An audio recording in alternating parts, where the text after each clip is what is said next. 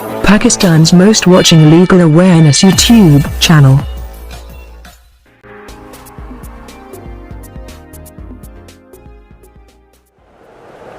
Hello friends and viewers, I hope all are fine. This is Mubashir Iqbal Chauhan, Advocate High Court and Legal Lecturer. अवाम बीती series के अंदर आज हम आपके लिए एक बहुत ही इंफॉर्मेटिव और सच्ची कहानी लेकर आए हैं। अगर आपके पास गाड़ी है, बाइक है और आप घर से बाहर निकलते हैं तो ये वीडियो आपके लिए है। इसको सुनना और एंड तक सुनना बिल्कुल ना भूलें, कहीं ऐसा ना हो कि आपको भी इस परेशानी का सामना करना पड़े। हमारे पास जो आज केस है, पहले हम उसकी आपको कहानी सुनाएंगे, उसका वाक़या सुनाएंगे, उसके बाद उसकी सजेशंस बताएंगे कि अगर वो शख्स इन प्रिकॉशंस के ऊपर, इन सजेशंस के ऊपर, इन प्रिंसिपल्स के ऊपर अमल करता तो वो इस मुसीबत से बच सकता था। सेकेंडली, इसके लीगल एस्पेक्ट्स बताएंगे कि ये जो केस हमारा था, हमने इसके अंदर कैसे प्रोसीड किया और उस शख्स को बाइज्जत बरी करवाया। इस कहानी के अंदर हम फर्जी नाम रखेंगे अपने उस क्लाइंट का, उस शख्स का जो इस तमाम वाक़े के अंदर मेन इन्वॉल्व था, उसका फर्जी नाम होगा ए। इस वीडियो के अंत तक ज़रूर सुनिएगा, कहीं ऐसा ना हो कि आपको भी इस मुसीबत का सामना करना पड़ जाए। तो हो सकता है इस वीडियो को सुन के, इस वीडियो के अंदर दी गई सजेशंस के ऊपर अमल करके आप अपनी ज़िंदगी में इस तरह की मुसीबत से, परेशानी से, जब कभी आपका सामना हो पुलिस वालों से, तो आप अपने आप को इस तरह की परेशानी से बचा सकते हैं, महफूज और सिक्योर कर सकते हैं, अपना कीमती वक्त और अपनी इज़्ज़त को बचा सकते हैं। शुरू करते हैं हमारा टॉपिक। लेक्चर स्टार्ट करने से पहले एज यूजुअल, अगर आप मेरे YouTube channel law and communication skills के ऊपर नए हैं तो रेड बटन को क्लिक करके मेरे चैनल को सब्सक्राइब करना, साथ में ही बेल आइकन को प्रेस करके ऑल नोटिफिकेशन करना भूलें, ताकि ऐसे ही फर्दर तमाम इंफॉर्मेटिव लेक्चर्स आपकी एक्सेस में रहे और उनके नोटिफिकेशन आपको टाइमली मिलते रहे। फर्दर मोर, मेरे लेक्चर्स की फ़ीस भी है, इसको फुलफ़िल करना बिल्कुल ना भूलें। मेरी फ़ीस आपने 3 स्टेप के अंदर पे करनी है। फर्स्ट स्टेप, कम से कम 10 रुपये डोनेट करने। सेकंड स्टेप, कम से कम 2 लोगों की आपने हेल्प करनी हो। थर्ड स्टेप, मेरे पेरेंट्स के लिए दुआ, अल्लाह ताला उनको सेहत तंदुरुस्ती अता फरमाए। शुरू करते हैं हमारा टॉपिक। इस कहानी के अंदर जो मेन किरदार है वो है ए, जो कि हमने फ़र्जी नाम रखा हुआ है। ये केस पिछले साल हमारे पास आया। ए एक शख्स है जिसकी मोबाइल की शॉप है, एक रिस्पेक्टेड शहरी है और एक लीगल वे के ज़रिए अपने कारोबार को प्रोसीड कर रहा है। एक दिन शाम के टाइम 9, साढ़े 9 बजे ए अपने घर से निकलता है और किसी दूसरे शहर के अंदर जाने की तैयारी करता है। अपने आप को सुटट बुटट करके अपनी गाड़ी के अंदर बैठता है, गाड़ी को सलफ मारता है, दूसरे शहर के लिए निकल जाता है। रास्ते के अंदर एक पुलिस चौकी आती है, पुलिस का नाका लगा हुआ है। वहाँ पर पुलिस वाले ए को रोकते हैं, उसकी गाड़ी को भी रोकते हैं और उसको तलाशी लेने के लिए कहते हैं कि हमने आपकी गाड़ी की तलाशी लेनी है। दौरान तलाशी ए की गाड़ी से, उसकी गाड़ी के डैशबोर्ड से एक शापर बरामद करते हैं पुलिस वाले, जिस शापर के अंदर 1200 ग्राम चर्स है। 1200 ग्राम चर्स अगर होगी तो ये control of narcotics substance act 1977 के तहत सेक्शन 9 सब सेक्शन सी के तहत इसकी कार्रवाई की जा सकती है अगर 1000 ग्राम से ऊपर की होगी। तो ए की गाड़ी से पुलिस वाले 1300 ग्राम चर्स बरामद करते हैं, जो कि जनरली वो अपनी वर्डिंग के अंदर यही लिखते हैं कि नीले, काले, पीले शापर के अंदर हमें एक चीज़ मिली। जब उसको खोला और देखा तो मालूम हुआ कि ये ड्रग है। बरामद करने के बाद उसके ऊपर FIR दे देते हैं। FIR का जो वकूआ है वो कुछ यूँ बनता है कि हमने ए की गाड़ी को मशकूक पाए जाने पे रोका, गाड़ी नंबर ये है, फॉर एग्जांपल लाहौर का नंबर है। जब हमने गाड़ी की जामे तलाशी ली तो हमें गाड़ी के डैशबोर्ड से एक शॉपर मिला नीले रंग का, जिसके अंदर 1300 ग्राम चर्स थी। तो उसको हमरायान थाने के अंदर सुपीरियर ऑफिस के पास भिजवा दिया FIR दर्ज करने के लिए, और उसके अंदर से 20 ग्राम का या 30 ग्राम का सैंपल जो है वो फोरेंसिक लेबॉरेटरी के अंदर भिजवा दिया। एनीवे, ये तो था एक केस। अब यहाँ पर सजेशंस क्या क्या थी, अब ज़रा सुन लेते हैं कि ए अपने बारे में क्या कहता है। ए कहता है कि मैं अपने घर से 9, साढ़े 9 बजे, मैं अपने घर से तकरीबन 9, साढ़े 9 बजे निकला, और जब मैं लाहौर से बाहर निकला तो पुलिस का नाका लगा हुआ था। वहाँ पर उन्होंने मुझे रोक कर मुझसे तलाशी ली और मुझसे, मेरे पास गाड़ी के चूँकि पेपर नहीं थे तो उन्होंने पेपर ना होने की वजह से मुझसे रिश्वत की डिमांड की। जब मैंने उनको रिश्वत नहीं दी और यहाँ पर हमारी सख्ती हुई, उनके साथ तलह कलामी हुई पुलिस वालों के साथ, तो उन्होंने मुझे धमकी दी कि तुम एक नाजायज़ केस के अंदर इन्वॉल्व कर देंगे। तो यही हुआ, उन्होंने अपने ही तरफ से अपने पास पड़ा एक शॉपर उठाकर मेरी गाड़ी में रखा और फिर उसको उठा लिया और बोला कि तुम्हारी गाड़ी से बरामद हुआ है तो लिहाजा हम तुम्हारे ऊपर FIR देंगे और तुम ज़िंदगी भर जेल में सड़ोगे। तो इस सिचुएशन के ऊपर हमारी तलखी मज़ीद बढ़ी और उन्होंने मुझे अरेस्ट कर लिया, मेरी गाड़ी को भी कब्जे में ले लिया और मुझे थाने में भिजवा दिया। और मेरे ऊपर 9C, जैसे कि मैंने आपको बताया, control of narcotics substance act 1977 के तहत सेक्शन 9C, क्योंकि अगर 1000 ग्राम से ऊपर ड्रग्स मिलती है तो उसके ऊपर 9C अप्लाई होता है, जिसकी सज़ा लाइफ इम्प्रिजनमेंट और डेथ इम्प्रिजनमेंट है। अब ए के मुताबिक ये स्टोरी झूठी है और मेरे ऊपर नाजायज़ मुकदमा बनाया गया, पुलिस वालों के मुताबिक ये स्टोरी सच्ची है। फर्दर मोर यहाँ पर सजेशंस क्या क्या थी कि ऐसे कौन से मेजरमेंट्स हैं जिनके ऊपर अगर ए अमल करता तो अपने आप को इस झूठे मुकदमे से, जो कि उसके मुताबिक झूठा है, उससे अपने आप को बचा सकता था। इसके आखिर के अंदर मैं जब आपको बताऊंगा कि हमने जिरा कैसे की पुलिस वालों के ऊपर और ए की ज़मानत कैसे ली और उसको बरी कैसे करवाया, वहाँ पर आपको बहुत सी चीज़ें सीखने को मिलेंगी कि ऐसे कौन से सवाल पूछे जाते हैं, ऐसी कौन सी टेक्निकलिटीज़ होती हैं जिससे आप किसी को गलत साबित कर सकते हो। फ़िलहाल हम सजेशंस के ऊपर रहते हैं कि ऐसे कौन से प्रिंसिपल्स, असूल, रूल्स, रेगुलेशन अगर ए अडॉप्ट करता तो अपने आप को, अगर उसके मुताबिक ये झूठा वाक़या था उस वक़्त, तो अपने आप को इससे बचा सकता था। पहली बात, CRPC के अकॉर्डिंग, क्रिमिनल प्रोसीजर कोड के अकॉर्डिंग, क्रिमिनल प्रोसीजर लॉ के मुताबिक सब इंस्पेक्टर से कम रैंक का ऑफिसर नाके के ऊपर तलाशी नहीं ले सकता। लेकिन प्रॉब्लम यह है कि हमारी सोसाइटी, हमारा मुल्क, हमारे जो शहर है वो इतने ज़्यादा मॉडर्न नहीं, इतने ज़्यादा डेवलप नहीं है, CCTV कैमरास हर जगह पर मौजूद नहीं है। तो फिर इसको कैसे इंश्योर करवाया जाए? सबसे पहले आपके पास मोबाइल होगा। जब भी आपने अपनी गाड़ी की, अपनी बाइक की तलाशी देनी है, अपने मोबाइल की वीडियो को ज़रूर ऑन कर लें, अपने मोबाइल की वीडियो ज़रूर बनाना स्टार्ट कर दें। अगर वीडियो ना बन पाए किसी वजह से तो मोबाइल की रिकॉर्डिंग ज़रूर ऑन कर लें, ताकि उसके अंदर आपकी वॉइस कैप्चर हो सके जो आपकी उस दौरान कम्युनिकेशन हुई थी। ये भी बहुत बड़ा एक स्ट्रॉन्ग एविडेंस के तौर के ऊपर आपका जो डिफेंस लॉयर होगा वो आपकी फेवर के अंदर इसकी प्ली लेगा। अगर आपने कम्युनिकेशन भी, अगर आप वाकई ही सच्चे हैं, आपके ऊपर झूठा मुकदमा बनाया गया है, तो जो आपकी कम्युनिकेशन हो रही होगी उस वक्त उनके साथ, उससे भी बहुत सी चीज़ें वकील निकाल लेते हैं कि कम्युनिकेशन किस वे में की जा रही है, कौन सी बातें हो रही हैं, किस तरह की बातें हो रही हैं। लेकिन फर्स्टली कोशिश करें कि मोबाइल की वीडियो ऑन कर लें और वीडियो बनाकर तमाम अपनी जो तलाशी है दें। एक चीज़। दूसरी चीज़, अगर आप अपनी गाड़ी की तलाशी दे रहे हैं तो कभी भी अकेले पुलिस वालों को तलाशी ना लेने दें। पहले आप अपनी गाड़ी अगर डिग्गी खोलते हैं, गाड़ी की बैक साइड खोलते हैं, तो आप वहाँ पर खुद जाएं, मोबाइल की रिकॉर्डिंग के अंदर वहाँ की तलाशी दें। बोनट खोलते हैं तो बोनट की तलाशी अपनी मौजूदगी में दें और रिकॉर्डिंग, वीडियो की रिकॉर्डिंग करते हुए। अगर आप गाड़ी के अंदर की तलाशी दे रहे हैं तो वहाँ पर भी वीडियो की रिकॉर्डिंग ज़रूर ऑन कर ले। डैशबोर्ड की तलाशी ले रहे हैं, सीट्स के नीचे या पिछली सीट्स की वो पिछली सीट्स को हटा के तलाशी ले रहे हैं तो अपनी मौजूदगी में तलाशी दिलवाएं और वीडियो की रिकॉर्डिंग ज़रूर ऑन कर लें। अगर वो आपको वीडियो की रिकॉर्डिंग ऑन ना करने दें और आपको 100% श्योर हो कि आपके ऊपर नाजायज़ मुकदमा डाल दिया जाएगा, तो अपने मोबाइल की ऑडियो रिकॉर्ड कर लें। यहाँ एक चीज़ वजाहत के साथ बता दूँ, जब भी पुलिस वाले को रिकवरी करेंगे उसके लिए प्राइवेट विटनेस का होना बहुत ज़रूरी है। और ये मैं आखिर में बताऊँगा कि हमने प्राइवेट विटनेस की कैसे बहुत बड़ी प्ली ली, जिसकी सिर्फ प्राइवेट विटनेस ना होने की वजह से पुलिस का ये जो इक़दाम है अगर सच्चा भी था तो झूठा बन गया, क्योंकि एक प्राइवेट विटनेस का ना होना केस को फैटल कर देता है, तबाह कर देता है, ख़त्म कर देता है प्रोसिक्यूशन की साइड से। ये कुछ सजेशंस थी जिनके ऊपर ज़रूर मनोआन अमल किया करें।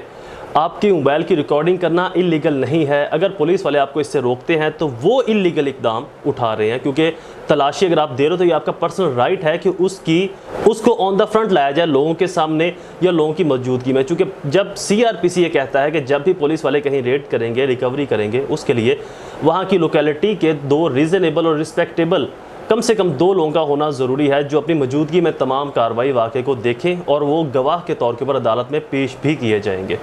लेकिन आम तौर पर ऐसा होता नहीं, जिसकी वजह से 90% केसेस के अंदर पुलिस की तरफ से जो कार्रवाई, चाहे वो सच्ची भी होती है, जो कार्रवाई अमल में लाई जाती है वो नल एंड वाइड डिक्लेयर हो जाती है। इसके ऊपर वजाहत के साथ ऑनरेबल सुप्रीम कोर्ट्स की, ऑनरेबल हाई कोर्ट्स की जजमेंट भी आ चुकी है। मैं आपको एक जजमेंट का हवाला भी दूंगा कि किस जजमेंट के अंदर हाई कोर्ट ने बाकायदा क्लियर अल्फाजों के साथ ये बोला कि अगर प्राइवेट विटनेस मौजूद नहीं है तो पूरा केस फैटल में चला जाता है, डाउट में चला जाता है, इसकी कोई वैलिडिटी नहीं रहती। फर्दरमोर पुलिस वालों ने 2 दफात लगाई उस शख्स ए के ऊपर, एक 9C नार्कोटिक्स एक्ट की, control of narcotics substance act 1997 की, और दूसरी 189 PPC की लगाई कि हमें थ्रेट किया इस शख्स ने, हमारे साथ वहाँ पर झगड़ा किया, हमें इंजरी करने की धमकी दी। ये लगाने के बाद FIR दर्ज की और रिपोर्ट सबमिट करवा दी कोर्ट में 173 के तहत, 173 CRPC के तहत। कोर्ट के अंदर जब चालान पेश किया तो इसकी तरफ से हम बतौर कौंसल साथ पेश हुए, तो हम बतौर कौंसल इस केस के अंदर डिफेंस कौंसल के तौर के ऊपर पेश हुए। तो हमने सबसे पहले जो प्ली ली वो प्राइवेट विटनेस की ली। तो क्या पुलिस वालों के पास प्राइवेट विटनेस हैं? फर्दरमोर प्राइवेट विटनेस की बिहाफ के ऊपर ही अक्यूज़ की, चूँकि वो नॉन कन्विक्टेड था, प्रीवियस ऑफेंस उसके ऊपर कोई नहीं था, फर्स्ट ऑफेंडर था, फ्रेश ऑफेंडर था, तो इस बेस के ऊपर डाउट जो है वो डेफिनेटली क्रिएट होना था, क्योंकि वो एक रिस्पेक्टेड शहरी था, उसकी मोबाइल की शॉप्स थी और इसके अंदर ऐसा कोई केस उसके ऊपर पहले बनाया भी नहीं गया था। तो फर्दर वो अदालत ने उसकी बेल ले ली। आगे केस जिरा में चला गया। अब आते हैं इसकी लीगल रेड्रेसल के ऊपर, कैसे कौन से क्वेश्चंस आप पुलिस वालों से पूछने चाहिए या पूछ सकते हो।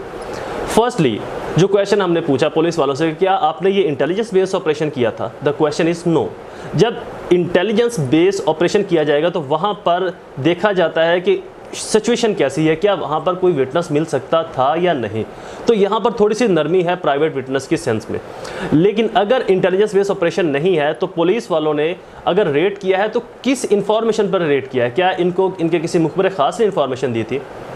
अगर वो यहाँ पर ये कहते हैं कि जी मुखबिर ख़ास ने इंफॉर्मेशन दी थी, तो द क्वेश्चन इज डैट कि मुखबिर ख़ास ने कैसे इस शख्स को ए को देखा कि इसके गाड़ी के अंदर जो 1300 ग्राम चर्स का पैक था, जो पैकेट था 1300 ग्राम का, वो कैसे इसकी गाड़ी में आया? क्या आपके मुखबिर ख़ास ने ए को किसी और से पैकेट पकड़ते देखा?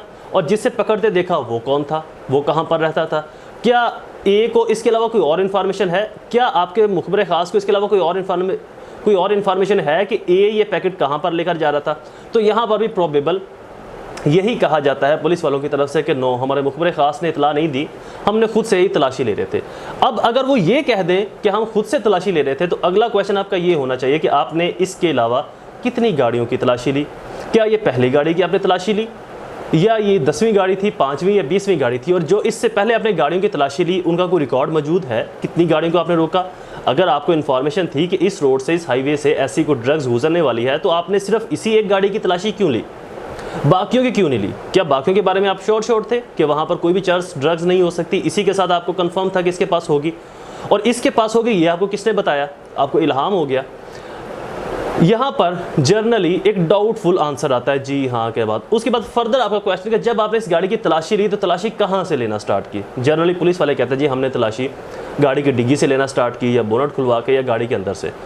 तो आपका क्वेश्चन कि जो शॉपर आपने पकड़ा गाड़ी में से, वो कितने दर्जे के बाद, कितने अदद के बाद, यानी कि आपने सबसे पहले तलाशी कहाँ से स्टार्ट की और कितने टाइम के बाद आपको वो शॉपर मिला?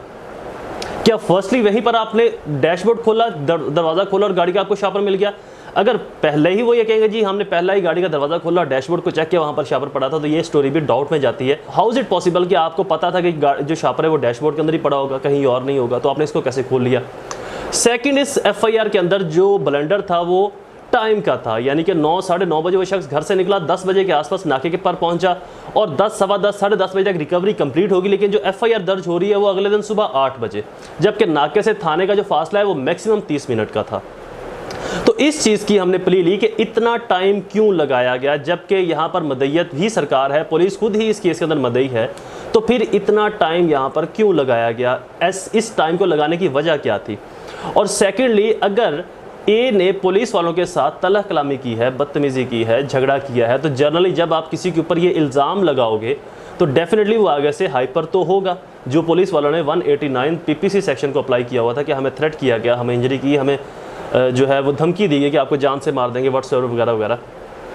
तो अगर ये झगड़ा हुआ वहाँ पर, तो ये झगड़ा कितनी देर तक चला? उतना टाइम। और ये जो सुबह 8 बजे एफआईआर कर रहे हैं, रात 10 बजे का वकूआ है, तकरीबन 10 घंटों का इसके अंदर फ़र्क है, 9 से 10 घंटों का इसके अंदर फ़र्क है। इतना टाइम कहाँ वेस्ट हुआ, क्यों वेस्ट हुआ? एज सुन एज एफआईआर क्यों नहीं दी गई? इसके अंदर वजूहात क्या थी, रीजंस क्या थी? उन रीजंस को आप एक्सप्लेन करें। और नाके के ऊपर जो सब इंस्पेक्टर मौजूद था, अब यहाँ पर मेन चीज़ के नाके के ऊपर सब इंस्पेक्टर का तलाशी लेना मौजूद होना ज़रूरी है। जनरली ये तमाम जो नाके हैं पुलिस वाले उनको सब इंस्पेक्टर के अंदराज के अंदर ही डालते हैं, लेकिन अगर आप पुलिस की डायरीज़ को तलब करवाएं कोर्ट के अंदर कि हमें जो सब इंस्पेक्टर उस रात उस नाके के ऊपर मौजूद था, हमें उसका रिकॉर्ड चाहिए, उसके रिकॉर्ड की, उसके अंदराज क्या क्या है, थाने के अंदर उसकी एंट्रीज कौन कौन सी हैं, किस टाइम वो थाने में आया, किस टाइम वो थाने से निकला।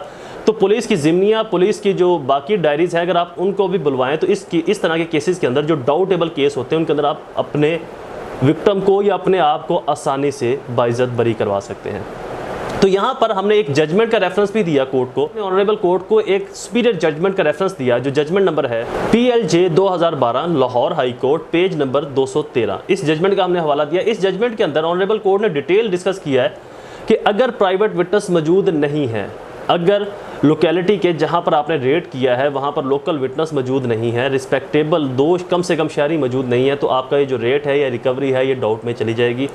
और विदाउट प्राइवेट विटनेस आपका प्रोसिक्यूशन का पूरा केस फैटल हो सकता है, तबाह हो सकता है। लेकिन control of narcotic substance act 1997 के सेक्शन 25 के अंदर भी कुछ प्राइवेट विटनेस के बारे में डिस्कस किया गया है। वो ये है कि अगर प्राइवेट विटनेस के हवाले से control of narcotic substance act 1997 के अंदर भी सेक्शन 25 के अंदर कुछ डिस्कस किया गया है कि अगर सेक्शन 20, 21, 22, 23 के तहत जो कार्रवाई की जाएगी, चूंकि यहाँ पर कार्रवाई या तो आप वारंट लेकर करते हो, जब वारंट लेते हो तब भी आपके पास खातर ख्वाह इन्फॉर्मेशन होती है, इंटेलिजेंस बेस्ड इन्फॉर्मेशन है, ये आपकी कलेक्शन ऑफ एविडेंस विटनेस की सूरत में आपके पास इन्फॉर्मेशन है, ये आपकी मुखबिर खास ने आपको इतला दी है, तो आप वारंट लेकर सब इंस्पेक्टर, कम से कम सब इंस्पेक्टर रैंक या इससे ऊपर के रैंक का ऑफिसर वहाँ पर रेड करेगा, रिकवरी करेगा। तो ऐसी सूरत में यहाँ पर देखा जाएगा कि क्या ये सिचुएशन ऐसी थी कि वहाँ पर प्राइवेट विटनेस को बुलाया जाता है या प्राइवेट विटनेस के सामने रिकवरी की जाती है, तो यहाँ पर थोड़ी सी नरमी है।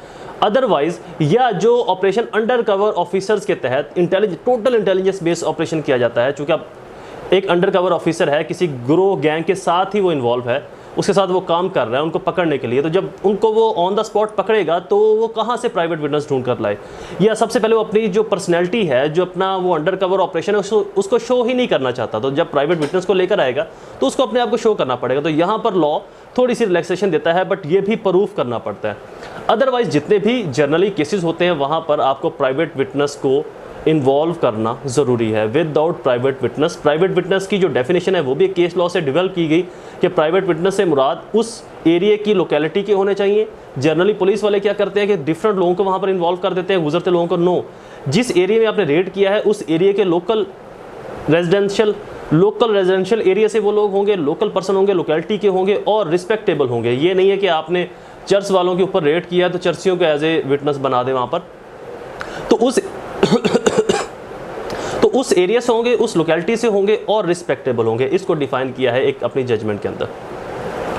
तो देन ऑनरेबल कोर्ट ने इन रिमार्क्स को देखते हुए, केस की डाउटफुल नेचर को देखते हुए अक्यूज को न सिर्फ बरी किया बल्कि पुलिस वालों को भी वार्न किया कि वो अगर केस फाइल करें तो स्ट्रॉन्ग एविडेंस और विटनेस को ज़रूर लेकर आया करें और उन चीज़ों को सीआरपीसी के उस प्रोसीजर को ज़रूर फुलफिल किया करें, सीआरपीसी के उस प्रोसीजर को भी फुलफिल किया करें जिसको लॉ ने उनके ऊपर बाइंड किया है, सेक्शन 103 प्राइवेट विटनेस की सूरत में एंड अदर बाकी जो प्रोसीजर्स हैं।